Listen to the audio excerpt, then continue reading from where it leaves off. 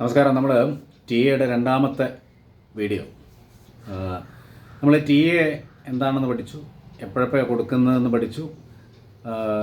പിന്നെ ടി എക്ക് കിട്ടുന്നതിന് വേണ്ടി നമ്മൾ ഉദ്യോഗസ്ഥരെ 4ആയിട്ട് ക്ലാസിഫൈ ചെയ്തിരിക്കുന്നു പഠിച്ചു.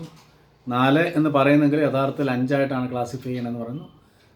പിന്നെ grade 1, 2A, 2B, 3, grade 3, grade 4, ഇങ്ങനെ നമ്മൾ ഗ്രഡേഷനൊക്കെ ചെയ്തിരിക്കുന്നതൊക്കെ പഠിച്ചു. ഇനി നമ്മൾ ടി എയുടെ പിന്നെ ടി എയിൽ നമുക്ക് കിട്ടുന്ന സന്ദർഭങ്ങൾ എപ്പോഴൊക്കെയാണ് കിട്ടുക എന്ന് പറഞ്ഞു. 1 പെർമനൻ്റായിട്ട് കുറേ പേർ കൊടുക്കും, 2 ടൂർ ചെയ്യുമ്പോൾ കിട്ടും, 3 ട്രാൻസ്ഫർ ആകുമ്പോൾ കൊടുക്കും, 4 അതർ ക്വസ്റ്റ്യൻസ് കൊടുക്കും. അപ്പോൾ ഗ്രഡേഷൻ ഒന്നുകൂടെ ഓർക്കുക. ഗ്രേഡ് ചെയ്യണത് നമ്മൾ ഗ്രേഡ് 1 എന്ന് പറയുന്നത് 70,000 അതിൽ കൂടുതലോ.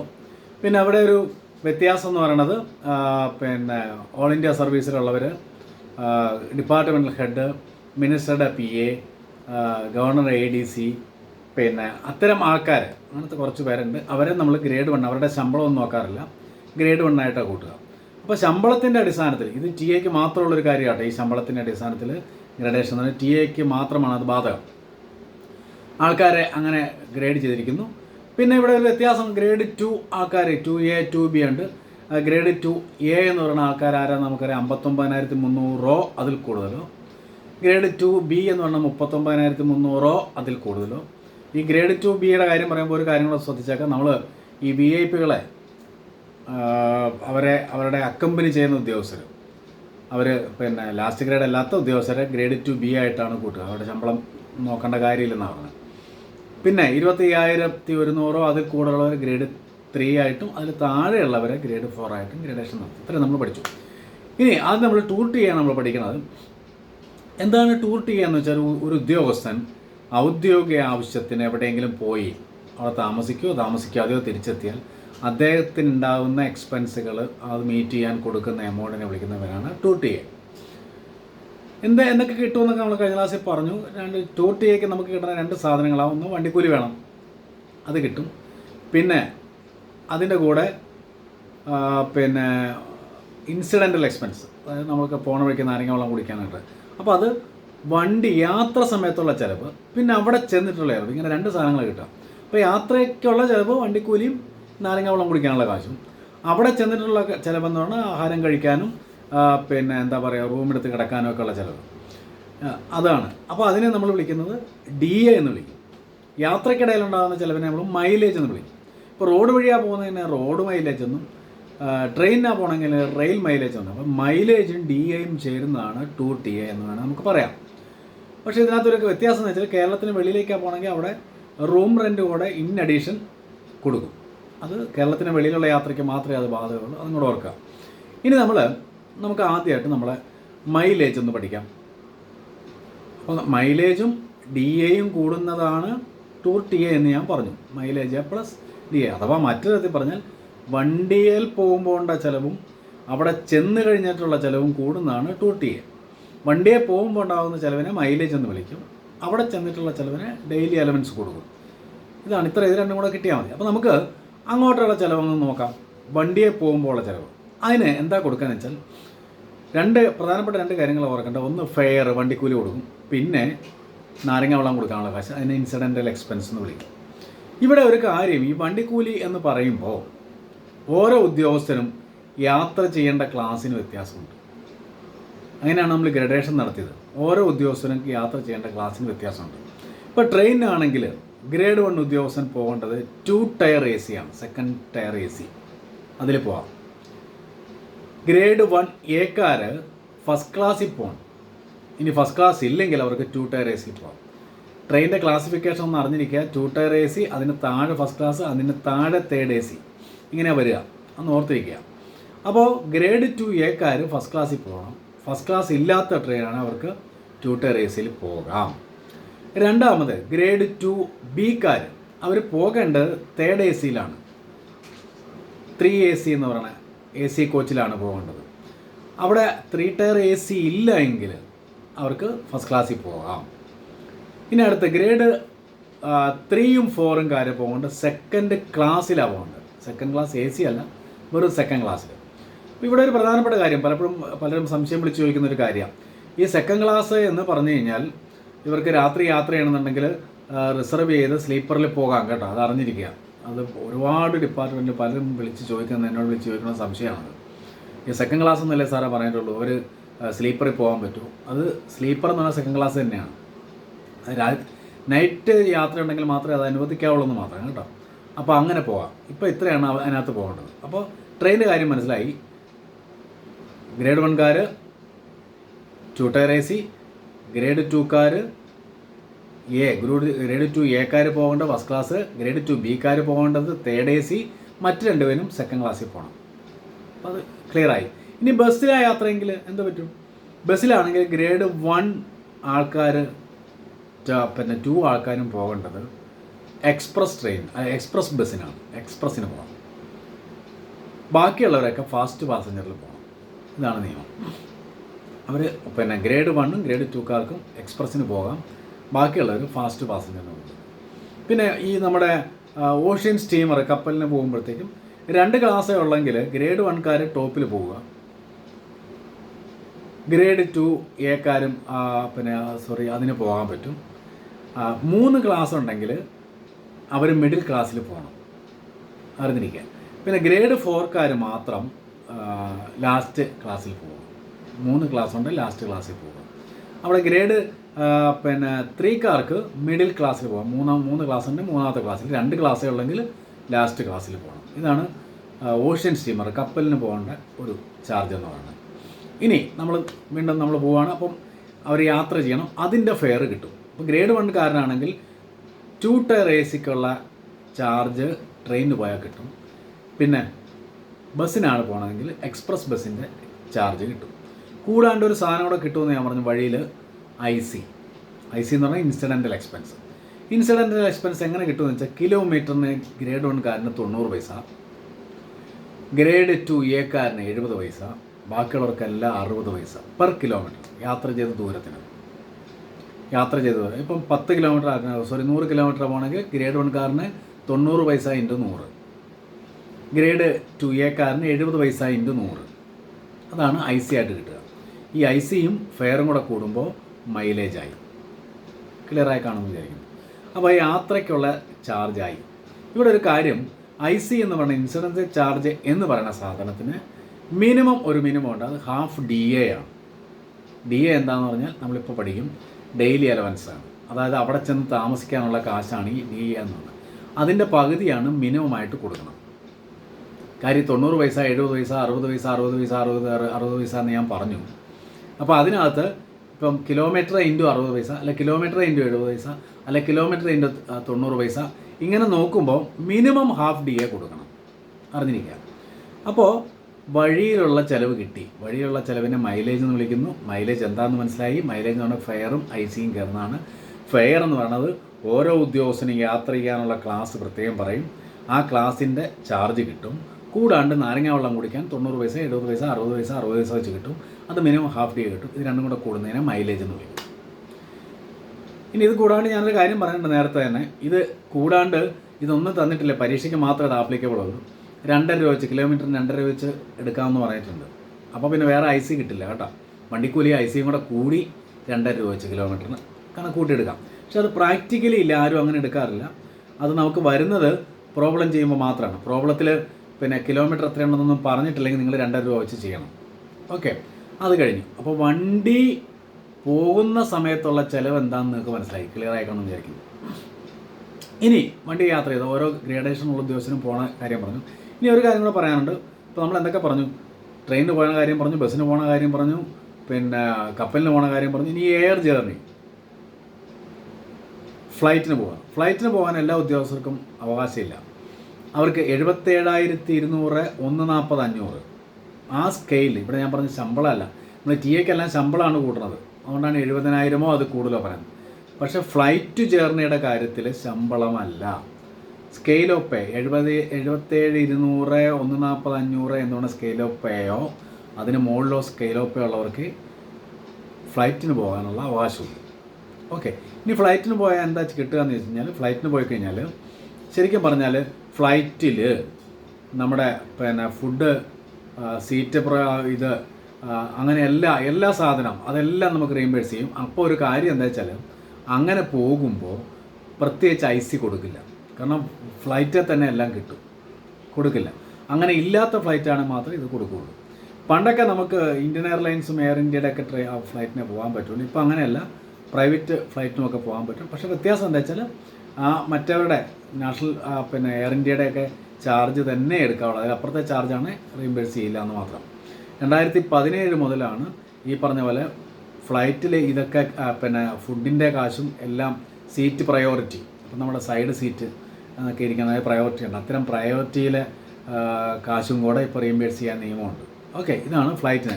അപ്പോൾ അവർക്ക് 77,200 മുതൽ 140,500 ആ സ്കെയിൽ ഓഫ് പേയോ അതിന് മുകളിൽ വരുന്നവർക്ക് മാത്രമേ ഫ്ലൈറ്റിൽ യാത്ര ചെയ്യാൻ പറ്റുള്ളൂ. എല്ലാവർക്കും പറ്റില്ല. ഇനി അല്ലാത്തവർ യാത്ര ചെയ്താൽ എന്ത് പറ്റും? അല്ലാത്തവർ യാത്ര ചെയ്താൽ ട്രെയിനിൻ്റെ കൂലിയെ തരത്തുള്ളൂ, വേറെ കുഴപ്പമൊന്നുമില്ല. ഓക്കെ, അത്രയേ ഉള്ളൂ വരും.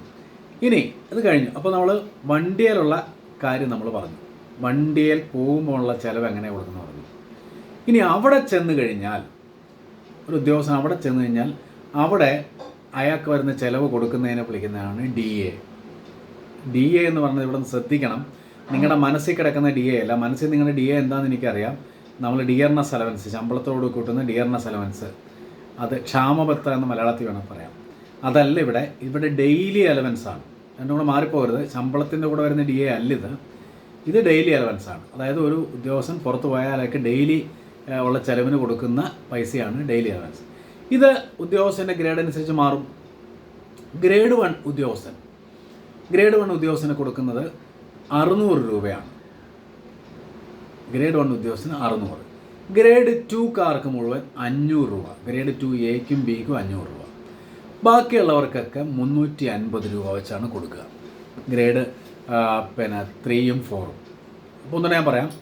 ഗ്രേഡ് 1 ഉദ്യോഗസ്ഥന് കൊടുക്കുന്നത് 600 രൂപ, ഗ്രേഡ് 2കാർക്ക് 500 രൂപ, ഗ്രേഡ് 3ഉം 4ഉം 350. പക്ഷേ ഇവിടെ ഒരു വ്യത്യാസമുണ്ട്. ഇത് സ്റ്റേറ്റിന് പുറത്ത് പോയാൽ, സ്റ്റേറ്റിന് പുറത്താണ് പോകണമെങ്കിൽ ഈ പറയുന്ന എമൗണ്ടിൽ നിന്ന് ഒരു 150 രൂപയുടെ കൂടുതൽ കിട്ടും. അപ്പോൾ 600 രൂപയുള്ള ഗ്രേഡ് 1കാരന് 750 കിട്ടും, 500 ഉള്ള ആൾക്ക് 650 കിട്ടും, 350 ഉള്ള ആൾക്ക് 500 വെച്ച് കിട്ടും. ഇങ്ങനെയാണ് വരിക. ഒന്നുകൂടെ ഞാൻ പറയാം. DA എന്ന് പറയുന്നത് ഒരു ഉദ്യോഗസ്ഥൻ പുറത്തു പോയി താമസിക്കേണ്ടി വന്നാൽ അവിടെ ഉണ്ടാകുന്ന ചിലവ് കൊടുക്കുന്നതാണ് ഡെയിലി അലവൻസ്. ഈ ഡെയിലി അലവൻസ് ഓരോ ഉദ്യോഗസ്ഥർക്കും വ്യത്യാസമുണ്ട്. ഓരോ ഉദ്യോഗസ്ഥരും താമസിക്കേണ്ട അവരുടെ സ്റ്റാറ്റസ് അനുസരിച്ച് താമസിക്കാൻ വേണ്ടിയിട്ട് കൂടുതൽ കൊടുക്കും വലിയ ഉദ്യോഗസ്ഥർക്ക്. ഗ്രേഡ് 1 ഉദ്യോഗസ്ഥൻ, അത് ആരാന്ന് നിങ്ങൾക്ക് ഓർമ്മയുണ്ട്, 70,000 അതിൽ കൂടുതലോ, പിന്നെ കുറേ ആൾക്കാരുടെ പേര് ഞാൻ പറഞ്ഞു. അവർക്ക് ഒരു ദിവസം താമസിക്കാൻ 600 രൂപ വെച്ച് കൊടുക്കും. മറ്റ് ഗ്രേഡ് 2കാർക്ക് 500 വെച്ച് കൊടുക്കും. ഗ്രേഡ് 3ക്കും 4നും 350 രൂപ വെച്ച് ഡെയിലി ചിലവിന് കൊടുക്കും. ഇത് കേരളത്തിന് വെളിയിലായ കുറച്ചുകൂടെ കൂടും. 150 രൂപ വെച്ച് എല്ലാവർക്കും കൂടും. അപ്പോൾ 600 എന്നുള്ള 750 500 എന്ന് പറഞ്ഞാൽ 650 അങ്ങനെ പോകും. ഇവിടെ ഒരു പ്രധാനപ്പെട്ട കാര്യങ്ങൾ നിങ്ങൾ അറിയാം. ഇപ്പോൾ കമ്പനി ആക്ട് പ്രകാരം രജിസ്റ്റർ ചെയ്യുന്ന സ്ഥാപനങ്ങൾ, ഇപ്പോൾ KSFE പോലുള്ള സ്ഥാപനങ്ങളാണെങ്കിൽ ഈ റേറ്റ് മാറ്റമുണ്ട്. അവർക്കൊരു 15% കൂടുതലാണ്. അപ്പോൾ 600 എന്ന് പറയുന്ന ഗ്രേഡ് 1കാരന് അവിടെ 690 ആവും. മനസ്സിലായല്ലോ. 500 എന്ന് പറയണ നമ്മുടെ 500 എന്ന് പറയുന്ന ആൾക്ക് 575 ആവും. 500 ഗ്രേഡ് 2കാർക്ക് 2 പേർക്കാണ്. 350 എന്ന് പറഞ്ഞാൽ 400 ആവും. 350 ഗ്രേഡ് 3ക്കും 4നും അവിടെ. അപ്പോൾ ഇത് സ്റ്റേറ്റിനകത്ത്. അപ്പോൾ സ്റ്റേറ്റിന് വെളിയിൽ പോകുമ്പോൾ എങ്ങനെ പറ്റും? 600കാരന് നമുക്ക് സ്റ്റേറ്റിലെ 600കാരന് പുറത്ത് പോയി താമസം 750 കിട്ടുമെങ്കിൽ KSFEയിൽ പോലുള്ള സ്ഥാപനങ്ങളിൽ 15% കൂടുതൽ കിട്ടും. 750 860 ആവും.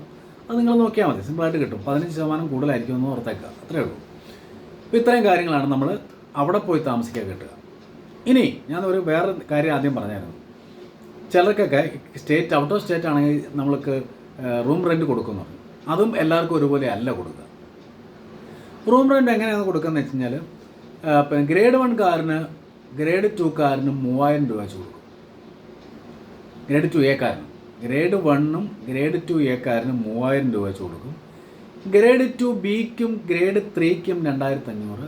ലാസ്റ്റത്തെ ആൾക്ക് ഗ്രേഡ് 4കാരന് 1500 രൂപ കൊടുക്കും ഔട്ട് ഓഫ് സ്റ്റേറ്റ് താമസിക്കാൻ റൂം റെൻറ്റ്. ഇവിടെ അതൊന്ന് എഴുതിയെടുത്തേക്കണം കേട്ടോ നിങ്ങൾ.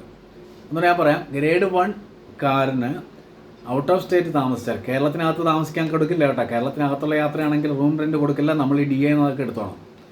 കേരളത്തിന് വെളിയിൽ പോയി കഴിഞ്ഞാൽ DA കൊടുക്കുന്നത് കൂടാണ്ട്, അവിടെ DAയും കൂടുതലാണ്, ഓർമ്മയുണ്ടാകണം, 150 രൂപ വെച്ച് കൂടുതലുണ്ട്.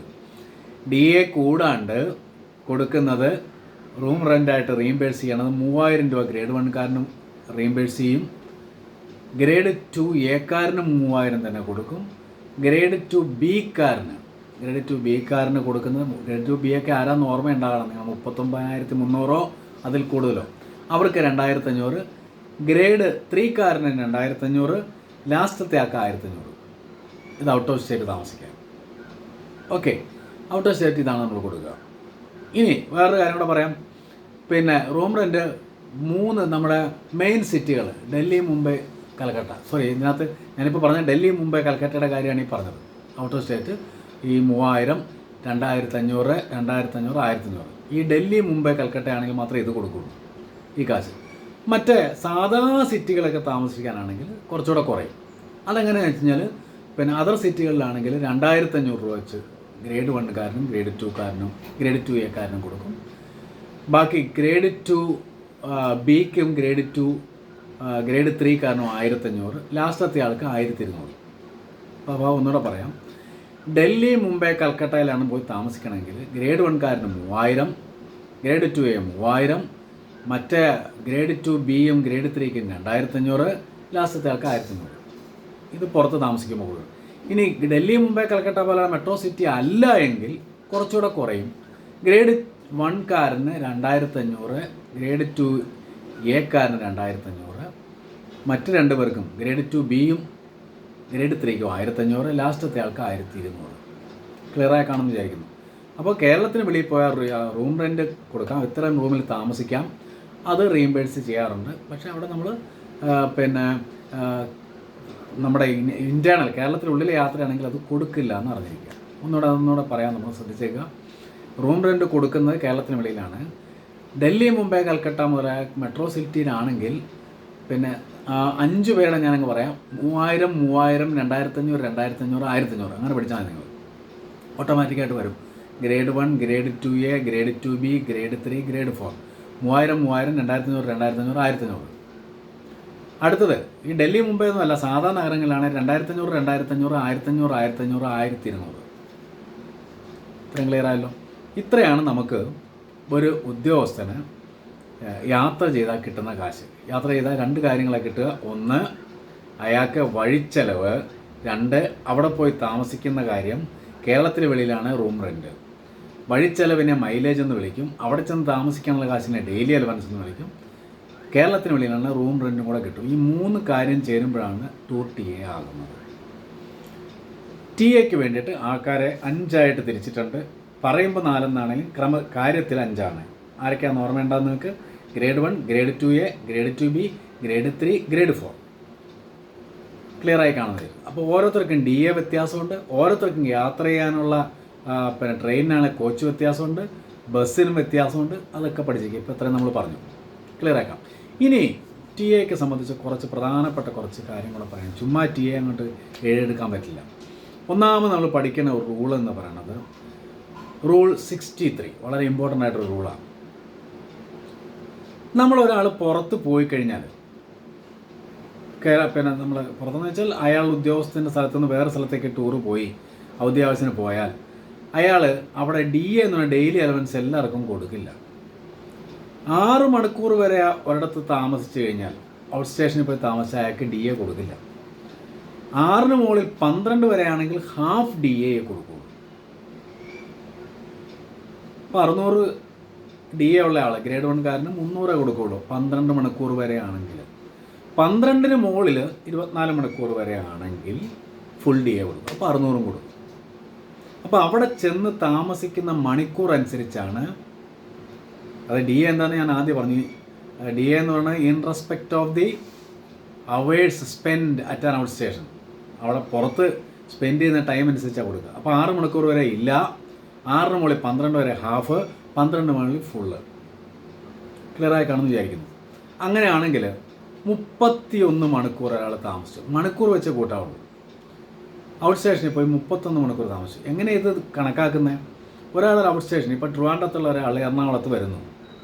എറണാകുളത്ത് വരുമ്പോൾ അയാൾ എറണാകുളത്ത് വരുന്ന സമയം മുതൽ തിരിച്ച് വണ്ടിയെ കയറുന്ന സമയം വരെ എണ്ണുക. എത്ര മണിക്കൂറുണ്ടെന്ന്.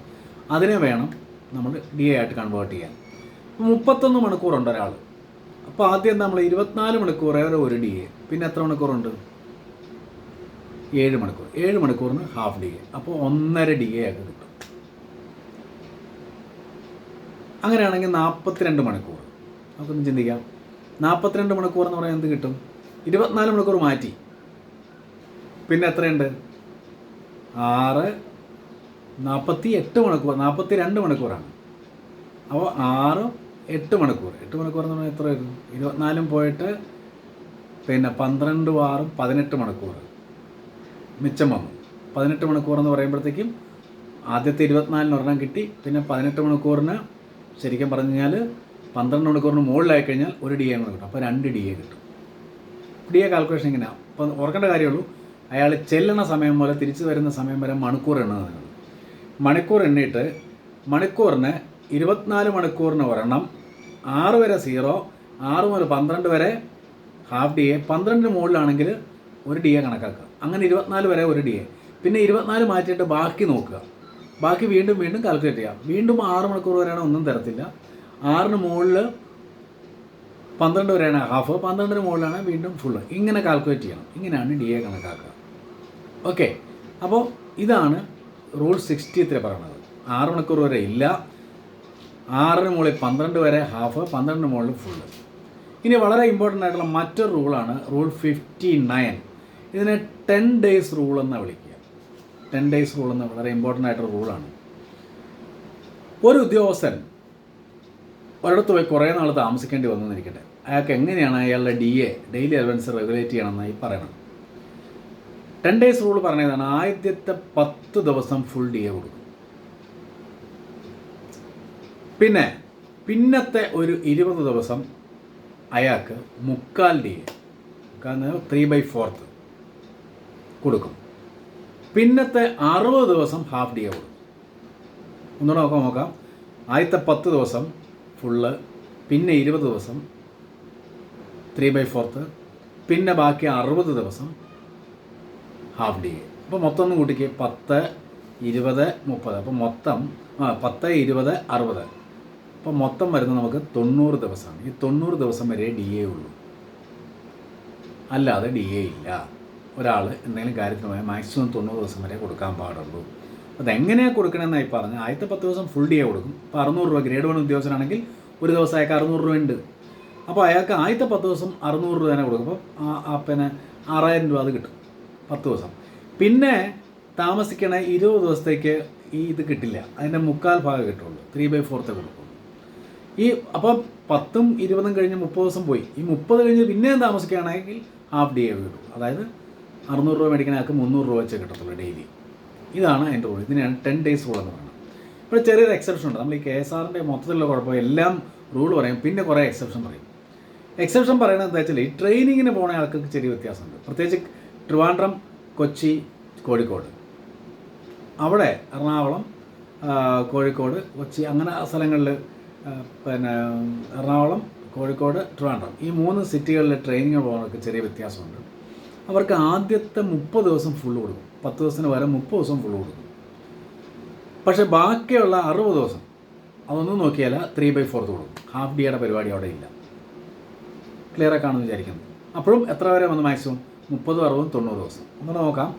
ട്രെയിനിങ്ങിന് പോകുന്നവർ മെട്രോ സിറ്റി, ഇപ്പോൾ നമുക്ക് ട്രിവാൻഡ്രം, കൊച്ചി, കോഴിക്കോട് ഈ 3 നഗരങ്ങളിലാണ് ട്രെയിനിങ്ങിന് പോകണമെങ്കിൽ അവർക്ക് ആദ്യത്തെ 30 ദിവസം ഫുള്ള് തന്നെ കൊടുക്കും. 10ന് പകരം 30 ദിവസം ഫുള്ള് കൊടുക്കും. പിന്നത്തെ ബാക്കി 60 ദിവസവും 3/4 കൊടുക്കും. ഇതാണ് അവിടെ ഓർക്കേണ്ട ഒരു കാര്യം. ട്രെയിനിങ്ങിൻ്റെ എക്സെപ്ഷനാണ്. പിന്നെ ഇതിനകത്തൊരു ചെറിയൊരു വേറൊരു കുഴപ്പമുണ്ട്. ഈ സഹകരണ വകുപ്പിൻ്റെ ഒരു പ്രത്യേകത, സഹകരണ വകുപ്പിൽ ഈ ഓഡിറ്റേഴ്സായിട്ട് വരുന്ന പുതിയ ആൾക്കാർക്ക് ട്രെയിനിങ് 4 മാസം നിർബന്ധമാണ്. 4 നമ്മുടെ ഈ നിയമം മാറി. അപ്പോൾ അവർക്കൊരു അഡീഷണൽ നിയമം വന്നു. ഈ ട്രിവാൻഡ്രം, കോഴിക്കോട്, കൊച്ചിയുടെ നിയമം തന്നെ പാലിക്കും. അപ്പോൾ ആദ്യത്തെ 30 ദിവസം ഫുള്ള്, പിന്നെ 60 ദിവസം 3/4, അത് കഴിഞ്ഞ് പിന്നെ ഒരു 30 ദിവസം കൂടെ വരും. 4 മാസമല്ലേ പറഞ്ഞത്, 3 മാസമല്ലേ ആയുള്ളൂ അവിടെ. അപ്പോൾ 4 മാസമാകുമ്പോൾ ബാക്കി 30 ദിവസം ഹാഫ് ഡേ ഉള്ളൂ. അവരുടെ കാര്യത്തിൽ മാത്രം ഒരു എക്സെപ്ഷൻ. ഇതാണ് റൂൾ 59 പറയുന്നത്. ഇപ്പോൾ 2 റൂൾ പഠിച്ചു. റൂൾ 63 പഠിച്ചു. എത്ര മണിക്കൂർ വെച്ചാൽ കൂട്ടുന്നതെന്ന് പഠിച്ചു. 6 മണിക്കൂർ വരെ ഇല്ല, 6 മുതൽ 12 വരെ ഹാഫ്, പിന്നെ 12ന് മുകളിൽ ഫുള്ള് പഠിച്ചു. റൂൾ 59 പറയുന്നത് 10 days റൂൾ എന്ന് പറയും. ആദ്യത്തെ 10 ദിവസം ഫുള്ള് കിട്ടും, പിന്നത്തെ 20 ദിവസം 3/4, ബാക്കി 60 ദിവസവും ഹാഫ് ഡി എ കിട്ടുള്ളൂ. എക്സെപ്ഷൻ ഉണ്ട്, ട്രെയിനിങ്ങിന് പോകുന്നവർക്ക് ആദ്യത്തെ 30 ദിവസവും ഫുള്ള് കിട്ടും, ബാക്കി 60 ദിവസവും 3/4. ഇനി സഹകരണ വകുപ്പിലെ ഓഡിറ്റേഴ്സിന് ചെറിയൊരു വ്യത്യാസങ്ങളുണ്ട്. പിന്നെ അവർ 4 മാസത്തെ കമ്പൽസറി ട്രെയിനിങ് ആയതുകൊണ്ട് ബാക്കി 90 കഴിഞ്ഞ് ബാക്കി വരുന്ന 30 ദിവസം എന്ത് കൊടുക്കുമെന്ന് വെച്ച് കഴിഞ്ഞാൽ ഹാഫ് ഡി എ കൊടുക്കും. ക്ലിയറായി കാണുന്നത്. അപ്പോൾ 2 റൂള് ക്ലിയറായി. 63, 59. ഇനി ഒരു സാധനങ്ങൾ റൂൾ 39 എന്ന് പറയുന്ന സാധനം കൂടെ പഠിക്കണം. അപ്പോഴേ നമ്മളത് ടി എയിലേക്ക് പോകാൻ പറ്റുള്ളൂ. ഒരുപാട് റൂളുണ്ട് ഇതിനകത്ത്, ഒന്ന് ശ്രദ്ധിച്ചേക്കാം.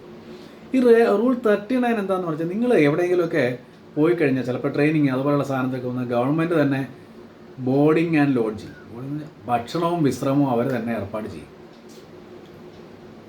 അപ്പോൾ പിന്നെ നിങ്ങൾക്ക് ഡി എ തരേണ്ട കാര്യമില്ല. അതുകൊണ്ട് എന്നിലും ചെറിയൊരു ഡി എ ഗവൺമെൻറ് തരും. അത് 1/4 ആയിരിക്കും. ഭക്ഷണവും താമസവും ഫ്രീ ആണെങ്കിൽ നിങ്ങൾക്ക്, അതായത് ലോഡ്ജിങ് ബോർഡിങ് ലോഡ്ജിങ് രണ്ടും ഫ്രീ ആണെങ്കിൽ 1/4 കിട്ടുള്ളൂ. ഓക്കെ, 1/4 ആയിരിക്കും നിങ്ങൾക്ക് കിട്ടുന്ന ഡി എ എന്ന് പറയുന്നത്. 600 രൂപയാണെങ്കിൽ അതിൻ്റെ 1/4 ഒരു ദിവസം കിട്ടുള്ളൂ. കാരണം അയാൾക്ക് വേറെ ചിലവൊന്നുമില്ല. പിന്നെ ആ പടം ഈ പറഞ്ഞ പോലെ എന്തെങ്കിലും നാരങ്ങാവെള്ളം വേറെ കുടിക്കണം എന്നുള്ള ചിലവിന് വേണ്ടിയിട്ട് മാത്രം 1/4 കൊടുക്കും. ഇനി ഭക്ഷണം ഫ്രീ ആണെന്നിരിക്കട്ടെ. ഭക്ഷണം ഫ്രീ ആണ്. ഭക്ഷണത്തിനാണ് ഏറ്റവും കൂടുതൽ കാശ് ഗവൺമെൻറ് അലോട്ടിരിക്കുന്നത്. കാരണം ഗവൺമെൻറ് ഉദ്യോഗസ്ഥർ നന്നായിട്ട് ഭക്ഷണം കഴിക്കട്ടെ എന്ന് വെച്ചിട്ടായി. ഭക്ഷണം ഫ്രീ ആണെങ്കിൽ പിന്നെ ഹാഫ് ഡി എ കിട്ടുള്ളൂ. ഭക്ഷണം ഫ്രീ അല്ല, ലോഡ്ജിങ് ഫ്രീ ആണെങ്കിൽ, ലോഡ്ജിങ് ചിലപ്പോൾ നമുക്ക് ഫ്രീ ആയിട്ടേ ഉള്ളൂ. അപ്പോൾ അങ്ങനെയാണെങ്കിൽ 3/4 കിട്ടും. സോറി, 2/3. 2/3. 3/4 തന്നെ മുക്കാലാണ്. ഇത് 3/2, 2/3. 3/2 കിട്ടും. 3/2 അവിടെ കിട്ടും. ഒന്ന് നമുക്ക് നോക്കാം. നമുക്ക് ഭക്ഷണവും വിശ്രമവും ഫ്രീ ആയിട്ട് കിട്ടുകയാണെങ്കിൽ, അതായത് താമസിക്കാനുള്ള സ്ഥലവും ഭക്ഷണവും കിട്ടുകയാണെങ്കിൽ 1/4 തരത്തുള്ളൂ. ഭക്ഷണം ഫ്രീ ആണ്, താമസ സൗകര്യം ഇല്ല എങ്കിൽ ഹാഫ് ഡി എ തരത്തുള്ളൂ. ഇനി താമസ സൗകര്യമുണ്ട്, ഭക്ഷണം അവിടെ നിന്നില്ല, പുറത്തുനിന്ന് കഴിക്കണമെങ്കിൽ 2/3 ഡി എ കിട്ടും ഒരു ദിവസം. 3 റൂള് പ്രധാനപ്പെട്ട് പഠിച്ചു. 63, 59 ആൻഡ് 39. 63 പറയണത് എത്ര മണിക്കൂർ വെച്ചാണ് ഡി എ കിട്ടുന്നത്. 59 പറയണത് പിന്നെ എത്ര ദിവസം താമസിക്കണതിൻ്റെ എണ്ണം വെച്ചിട്ട് 10 days റൂളാണ്. ഇനി 39 പറയണത് ബോർഡിങ് ലോഡ്ജിങ് ഫ്രീ ആയി എന്ത് സംഭവിക്കും. ഈ 3 മെയിനായിട്ട് നിങ്ങൾ പഠിച്ചിരിക്കുക. അപ്പോൾ ഒന്നുകൂടെ നമ്മൾ ഓർക്കുക, T A tour T A ആണ് നമ്മളിപ്പോൾ പഠിക്കുന്നത്. ടൂർ ടി എ എന്ന് പറഞ്ഞാൽ 2 സാധനം കൂടുന്നതാണ്. വഴിച്ചെലവ്, ചെന്ന് താമസിക്കുന്ന ചിലവ്. വഴിച്ചെലവ് രണ്ടായിട്ട്, അതിന് വഴിച്ചെലവിനെ വിളിക്കുന്നവർ മൈലേജ് എന്ന്, ചെന്ന് താമസിക്കുന്ന ചിലവിനെ ഡെയിലി അലവൻസ് എന്ന് വിളിക്കും.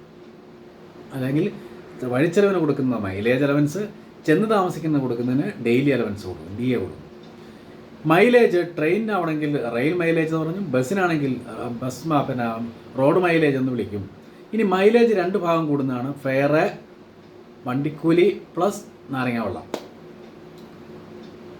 വണ്ടിക്കൂലി ഓരോ ഗ്രേഡുകാർക്കും വ്യത്യാസമുണ്ട്. ഓരോ ഗ്രേഡ് അനുസരിച്ച് അവർ ഓരോ ക്ലാസ്സിൽ യാത്ര ചെയ്യാം. ഓക്കെ, അത് പഠിച്ചു. അതെങ്ങനെയാണെന്ന് ക്ലിയർ ആയിട്ടൊന്നും പോയി നോക്കുക. പിന്നെ IC ഇൻസിഡൻ്റൽ ചാർജ് വ്യത്യാസമുണ്ട്. ഇൻസിഡൻ്റൽ ചാർജ് ഞാൻ പറഞ്ഞു, ഗ്രേഡ് 1 90, മറ്റേ ഗ്രേഡ് 2 എ 70, ബാക്കി എല്ലാവർക്കും 60 വെച്ചിട്ട് minimum half D A. D A എന്താണെന്ന് പഠിച്ചു. ഡി എ എന്ന് പറഞ്ഞാൽ ഡെയിലി അലവൻസ് ആണ്. അത് ഓരോ ക്ലാസ്സുകാർക്കും വ്യത്യാസമുണ്ട്. 600, 500, 500, 350, 350 ഇങ്ങനെ പഠിച്ചു വെച്ചേക്കാം. ഔട്ട്സൈഡ് കേരളത്തിൽ പോയി കഴിഞ്ഞാൽ കുറച്ച് മാറ്റം വരും, 150 രൂപ കൂടും. ഇതാണ് അവിടെ പഠിച്ചത്, അത്രയേ ഉള്ളൂ. ഇനി 3 റൂള് മെയിനായിട്ട് നമ്മൾ പഠിച്ചു. 63, 59 ആൻഡ് 39. 63 പറയുന്നത് മണിക്കൂർ വെച്ച്. ചുമ്മാ വല്ലതും പോയിട്ട് ഓടി വന്നാൽ ഉടനെ അവിടെ താമസത്തിനുള്ള ഡി എ കൊടുക്കില്ല. വണ്ടിക്കൂലി കൊടുക്കും, മൈലേജ് കിട്ടും, താമസത്തിന് കൊടുക്കില്ല. 6 മണിക്കൂർ വരെയാണ് ഒന്നും കൊടുക്കില്ല. അയാൾക്ക് വേറെ വണ്ടിക്കൂലി, അയാൾക്ക് അവിടെ ഭക്ഷണമൊന്നും കഴിക്കേണ്ടി വന്നില്ല എന്നാണ് ഗവൺമെൻറ് ചിന്തിക്കുന്നത്. 6ന് മുകളിൽ 12 വരെയാണ് ഹാഫ് കൊടുക്കും, half D A. D A 600, 500, 500, 350, 350 അതിൻ്റെ പകുതി കൊടുക്കും. 12ന് മുകളിലാണെങ്കിൽ ഫുൾ ഡി എ കൊടുക്കും. പിന്നെ 24 വരെ. 24 കഴിഞ്ഞിട്ട് പിന്നെയും വരുന്നുണ്ടെങ്കിൽ നിങ്ങൾ മണിക്കൂർ വെച്ച് എണ്ണി എടുക്കണം. എന്നിട്ടതനുസരിച്ച് ഡി എ എഴുതണം. ഇതാണ് ഫസ്റ്റ് റൂളായ 63. രണ്ടാമത്തെ റൂളായ 59 10 days റൂളാണ്. ആദ്യത്തെ 10 ദിവസം ഫുള്ള് കൊടുക്കും, പിന്നത്തെ 20 ദിവസം മുക്കാൽ ഡി എ, ബാക്കി 60 ദിവസം ഹാഫ് ഡി എ. എക്സെപ്ഷൻ ഞാൻ പറഞ്ഞു, ട്രെയിനിങ്ങിന് പോകുന്നവർ സഹകരണ വകുപ്പ്, അത് രണ്ടും എക്സെപ്ഷനാണ്. ക്ലിയർ ആകുക. റൂൾ 39 പറഞ്ഞു. എന്താണ് 39 പറയുന്നത്? ബോർഡിങ് ലോഡ്ജിങ്ങും ഒക്കെ എന്ത് സംഭവിച്ചാൽ, ഫ്രീ ആണെങ്കിൽ എന്ത് സംഭവിക്കും, ഫ്രീ അല്ലെങ്കിൽ എന്ത് സംഭവിക്കും. ഇത്രയാണ് നമ്മളവിടെ പഠിക്കുന്നത്. ഇനി ടി എയുടെ പ്രോബ്ലത്തിലേക്ക് പതുക്കെ പോകാം. അപ്പോൾ നമ്മൾ ടൂർ ടി എ ക്ലിയർ ആയി കാണണം. നമുക്കൊരു പ്രോബ്ലം അങ്ങോട്ട് ഞാനങ്ങ് പറയാൻ ചെയ്യാം. അതിനു മുമ്പ് കുറച്ച് കാര്യങ്ങൾ ടി എ ചെയ്യുന്നതിന് മുമ്പ് ഇമ്പോർട്ടൻ്റ് ആയ പ്രധാനപ്പെട്ട കുറച്ച് കാര്യങ്ങളും കൂടെ നിങ്ങളുടെ മനസ്സിൽ കയറ്റണം. എന്നിട്ട് നമുക്ക് ടി എ ചെയ്യാൻ പറ്റുള്ളൂ. വളരെ ഇമ്പോർട്ടൻ്റ് ആയിട്ടുള്ള കുറേ നിയമങ്ങൾ അത് പഠിച്ച് കഴിഞ്ഞാൽ വളരെ സിമ്പിളാണ്. പിന്നെ ട്രാൻസ്ഫർ ടി ഒക്കെ നമുക്ക് എളുപ്പത്തിൽ തരും. 2T ആണ് കുറച്ച് ബുദ്ധിമുട്ട് വരിക. ഓക്കെ, അപ്പോൾ നമുക്ക് തൽക്കാലം ഇവിടെ വെച്ച് നിർത്താം. അടുത്ത ക്ലാസ്സിൽ നമ്മൾ കുറച്ച് നിയമം കൂടെ പഠിച്ചിട്ട് കുറച്ച് നിയമങ്ങൾ കൂടെ പഠിക്കണം ടി എയുടെ കാര്യത്തിൽ. ടി എയിൽ അത്യാവശ്യമുള്ള കുറച്ച് കാര്യങ്ങൾ കൂടെ പഠിച്ചു കഴിഞ്ഞാൽ നമുക്ക് ടി എയിലേക്ക് പോകാം. അപ്പോൾ വീണ്ടും ഒന്നുകൂടെ ടി എ ഓർക്കുക. 2T എന്ന് പറയുന്നത് ഒരു ഉദ്യോഗസ്ഥൻ എന്തെങ്കിലും ഔദ്യോഗാവശ്യത്തിന് യാത്ര ചെയ്താൽ കൊടുക്കുന്നതാണ്. 2T അതിൻ്റെ ചിലവ് തിരിച്ചു കൊടുക്കുന്നതാണ്. 2T 2 ഭാഗം ചേരുന്നുണ്ട്. മൈലേജും, അതായത് വണ്ടി യാത്ര ചെയ്യുന്ന ചിലവ്, അവിടെ ചെന്ന് താമസിക്കുന്ന ചിലവ്. യാത്ര ചെയ്യാനുള്ള ചിലവിനെ മൈലേജ് എന്ന് വേണം, അവിടെ ചെന്ന് താമസത്തിൻ്റെ ചിലവിനെ DA എന്ന് വിളിക്കും. കേരളത്തിന് വെളിയാണ് അയാൾക്ക് റൂം റെൻറ്റ് വേറെ കിട്ടും. ഇങ്ങനെ 3 ഭാഗം ചേരുന്നതാണ്. മൈലേജ് എന്ന് പറഞ്ഞാൽ 2 ഭാഗം ചേരുന്നുണ്ട്. ഒന്ന് വണ്ടിക്കൂലി വേണം, നാരങ്ങ വെള്ളം കൂടി. പിന്നെ ഡെയിലി അലവൻസ് എന്ന് പറയുന്നത് പിന്നെ അവിടെ താമസിക്കാനുള്ള ചിലവാണ്. അത് ഗ്രേഡ് അനുസരിച്ച് വ്യത്യാസം വരും. ഈ വണ്ടിക്കൂലി എന്ന് പറയുമ്പോൾ ഓരോ ഉദ്യോഗസ്ഥനും ഓരോ തരം വണ്ടിയിലാണ് പോകേണ്ടത്, ഓരോ ക്ലാസ്സിലാണ് പോകേണ്ടത്. ആ ക്ലാസ്സിൻ്റെ ഫെയർ കൊടുക്കും. IC നാരങ്ങ വെള്ളം കുടിക്കാനുള്ള കാശും കൂടുതൽ കൊടുക്കും. ചിലർക്കൊക്കെ ജ്യൂസ് കുടിക്കാനുള്ള കാശ് കൊടുക്കും, അല്ലാത്തവർക്ക് നാരങ്ങ വെള്ളം കൊടുക്കാനുള്ള കാശ് കൊടുക്കും, ചിലർക്ക് സോഡ കുടിക്കാനുള്ള കാശ് കൊടുക്കും. അതൊക്കെ ക്ലിയർ ആയിട്ട് മനസ്സിലാക്കിക്കാണെന്ന് വിചാരിക്കുന്നു. പിന്നെ എയറിൻ്റെ കാര്യം പറഞ്ഞു. ഫ്ലൈറ്റിന് പോകാൻ ചിലർക്ക് മാത്രമേ അവകാശമുള്ളൂ. അത് 77,200, 140,500 ഈ സ്കെയിലിന് മുകളിലുള്ളവർക്ക് അവകാശമുള്ളൂ എന്ന് പറഞ്ഞു. പിന്നെ സ്റ്റീമറിൻ്റെ കാര്യം, കപ്പലിലെ യാത്രയുടെ കാര്യം ഞാൻ പറഞ്ഞു, അതെങ്ങനെയാണെന്ന് പറഞ്ഞു. ഇത്രയും കാര്യങ്ങൾ പറഞ്ഞിട്ട് 63, 59 ആൻഡ് 39 ഈ 3 റൂള് പറഞ്ഞു. വളരെ ഇമ്പോർട്ടൻ്റ് ആണ് 3 റൂളും. 63-ൽ മണിക്കൂർ വെച്ച് വേണം DA കൂട്ടാനെന്ന് പറഞ്ഞു. 59-ൽ 10 days റൂള് പറഞ്ഞു. 39-ൽ നമ്മൾ പറഞ്ഞത് ശരിക്കും പറഞ്ഞാൽ ബോർഡിങ് ആൻഡ് ലോഡ്ജിങ്ങിനെ സംബന്ധിച്ചുള്ള കാര്യം. അത് ഫ്രീ ആണെങ്കിൽ എന്ത് സംഭവിക്കും, ഓരോന്നും ഫ്രീ അല്ലെങ്കിൽ എന്ത് സംഭവിക്കുന്നു. അപ്പോൾ ഇത്രയും ഭാഗം ക്ലിയർ ആണെന്ന് വിചാരിക്കുന്നു. ഇനി അടുത്ത ക്ലാസ്സിൽ നമ്മൾ പ്രധാനപ്പെട്ട കുറച്ച് നിയമങ്ങളും കൂടെ ഇതിനെപ്പറ്റി പഠിക്കുകയാണ്. അപ്പോൾ വീണ്ടും അടുത്ത ക്ലാസ്സിൽ കാണാം. നമസ്കാരം.